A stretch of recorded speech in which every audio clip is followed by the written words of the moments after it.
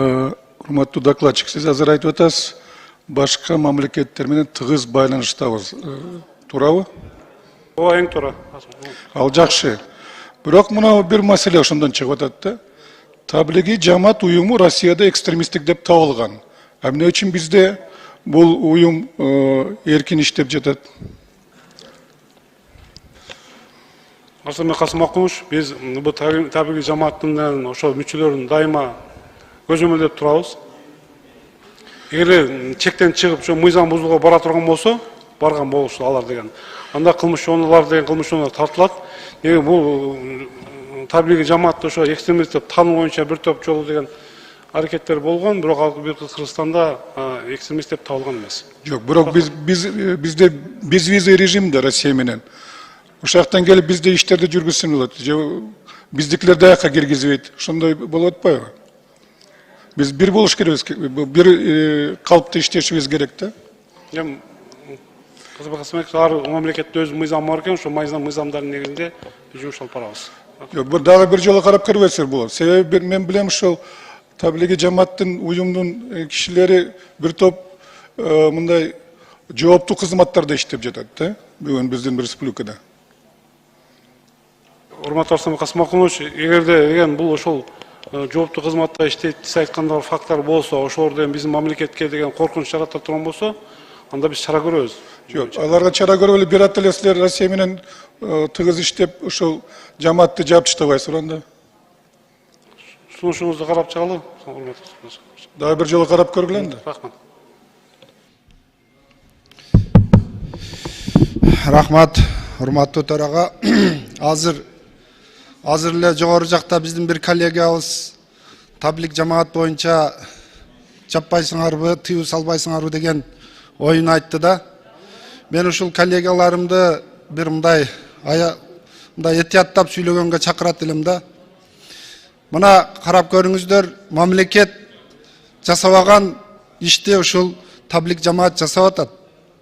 Жамандыктан кайтарып жакшылыкка чакыруу, намаз окуу, ата-энесини сыйлоо, өзүдөн кичини сыйлоо, чоңду урматтоо, арактан кайтарып атат, жаман жолдон кайтарып атат.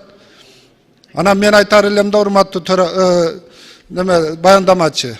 Мына ушул таблик жамаатка бир сөз сүйлөштөн мурда бир ошолордун ишмердигин өзүңүздөр карап чыккансыздар да. Бул мамлекетке эч кандай зыяны жок, наоборот пайдасы көп болуп атат булардын. Канча көчөдө бомуш болуп кеткен жарандарыбыз кайрадан жакшы турмушка кайтып атат. Ошондук үчүн мен мындай этият болууга чакырат элем да, мен коллегаларымды. Наоборот, сиздер ушул теңирчилерге окшогондорду жабыңыздарчы. Ушул элдин арасында 90% биздин Кыргызстанда ушул бизде мусулман динини тутушат, намаз окуйт. Мына ошолордун нааразычылыгын жаратпай, мына ошондой бир этияттап сүйлөсөк да бул жердечи. Рахмат. Менде Нурбек Такабаевич мындай суроода азыр коллегам да жакшы токтоп кетти. Бул дааватты кандай түшүнөсүз өзү? Ким айтып берет?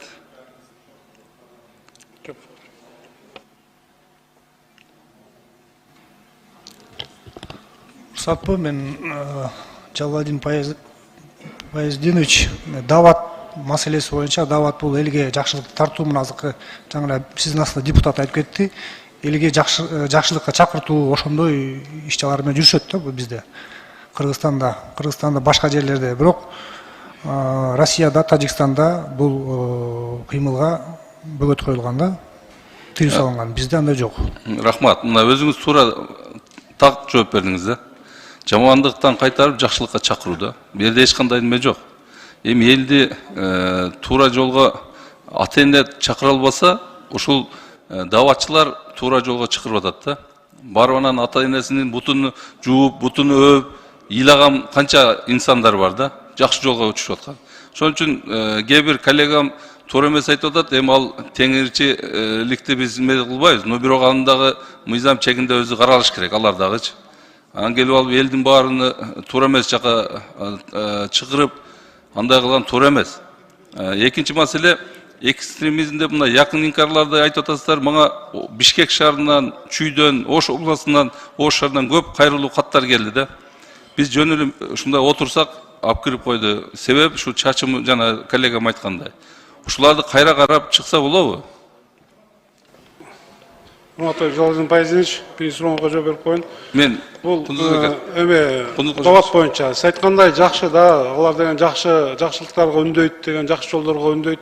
Бизде биздин кээ бир жарандардын арасында деген мындай ошолорго карата деген сын пикирлер айтылганы, бул ошол кийип жүргөн кийимдери биздин үрп адатка, салттарга туура келбейт деп. Биз түшүндүрүштөр жүргүзүп, муфтият менен ушу даватка чыккандар, ушу Брезин деген жакшы эле кыргыздын кийимдерин кийип барып, калпагын кийип барып түшүндүрүштөрүн жүргүзсүн. Андан кийин кээ бир үйлөргө барып такылдатканда ошо элден тынчын алып деген, кайра деген кире бербесин деген мааниде биз түшүндүрүштөрүн жүргүзгөнбүз. Негизинен алардын аракеттери, мындай ойлогон ойлору жакшы. Туура, эми адамда кемчилик бар да, кийимде боюнча болушу мүмкүн, башка нерседе кемчилик болушу мүмкүн. Бирок алар кемчилик өзүндө да, инсандын өзүндө. Мындай кылган амалында кемчилик жок. Ошону туура маани берсек, анан ушул жанагы мен айтып кеткен жарандар көбү кайрылды. Мен бизде Медаралиевичке кат жибердим эле, алардан жооп болсо сиздер ушул карап бересиздерби? Жалалдин Пайзинович, ар бир факт боюнча, ар бир жаран боюнча кароосун биз албетте карап беребиз, карап чыгабыз.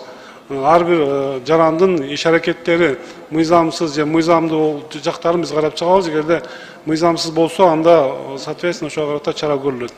Эми кийимге карап же чачын өскөнүнө карап соттоп кою да туура эмес деп ойлойм. Анан эксперттери боюнча жана менин коллегаларым да туура белгилеп кетти. Эксперттер да адашат да. Ал адам кайра ушуну бир карап, адам тагдыры чечилип атканда бир эле эксперттин сөзү менен эмес, башка эксперттерди дагы, дин алымдарын да угуп, анан эме кылсак. Анан экстремизм десе эле динди эмес, башка экстремисттер деле. Оюн бүтүрөсүн. Башка экстремисттер деле көп. Муну азыңыз көрүп атат, дүйнө жүзүндө эмне болуп атат? Башка мамлекеттерде, бир славян мамлекеттер эмне болуп атат? Ал деле ушул экстремизмдин бир түрүнө келет. Биздин Кыргызстанда тынчылык болсун, жакшылык болсун деп, ушул кылып аткан, мээнет кылып аткан инсандарыбызга наоборот колдоо көрсөтсөк деп токтоп кетет элем. Сиздердин да иштиңиздерге ийгилик. Мына жерде азыр жакшы айтыпсыз, 3-чү пунктта айтылып атат. Ушул профилактика боюнча. Профилактиканы көбүрөөк жергиликтүү жер өз алдынча башкаруу органдары менен кошо жамаат участковойлор, сиздерде иштеп аткан балдар бар, баары иштешип атат. Ушулар менен кошо мындай элге түшүндүрүү иштерин алып барсак, Кудай буйрса жакшы болот. Рахмат. Чоң рахмат. Динди билбесең талашпа дейт. Бул өтө астейдил мамиле жасай турган нерсе. Биз элибизде түндүк менен түштүккө, андан келип район менен районго, айыл менен айылга, көчө менен көчөгө бөлүнүп атып Каймуратка жетип атабыз. Эми ушундай учурда бөлүнүп жарынууга келбеш керек, кептелбеш керек. Мен айтайын дегеним, урматтуу туугандар, салттуу дин деген бар. Биздин каадабыз, салтыбыз, наркыбыз, түпкүлүгүбүз, тегибиз бар элбиз. Биздин ислам дининин тарыхы боюнча кыргыз кан төгүүсүз кабыл алган. Анткени салтыбызга, наркыбызга, түпкүлүгүбүзгө туура келген үчүн. Ошон үчүн ал бул эле, бул тигил эле, теңирчилик деген дин жок. Антип бир нерседен бир нерсе чыгаруунун кажети жок. Мен жалпы элди, журтту ошол билбеген нерсени талашпоого чакырат элем. Эртең бул нерсеге өтө астейдил мамиле кылбасак болбойт. Бар болуңуздар.